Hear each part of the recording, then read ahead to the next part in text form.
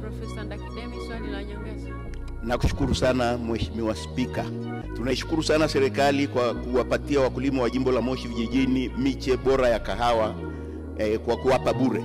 Je, serikali ina mkakati gani wa kuwasaidia wakulima hawa wapate viuatilifu bure au kwa bei ya ruzuku, kwa sababu kuna uharibifu mkubwa sana unaotokana na wadudu? Mheshimiwa Naibu Waziri, majibu. Asante sana Mheshimiwa Spika, nami nimpongeze vile Profesa Ndakidemi ambaye amefanya kazi nzuri sana pale Moshi vijijini na kufuatilia zao la kahawa, na mimi ni moja ya watu ambao nilishiriki pamoja naye kugawa bure miche ya kahawa kwa mfumo wa ruzuku.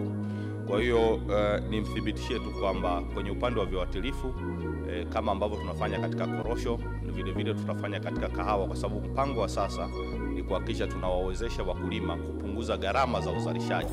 Kwa hiyo katika mazao yote ya kimsingi, kwa hiyo tumekuwa tukienda kwa awamu. Tutatoka kwenye korosho, tutakwenda kwenye kahawa na tutakwenda katika mazao mengine. Kwa hiyo lipo katika sehemu ya mipango ya serikali. Asante Mheshimiwa Spika.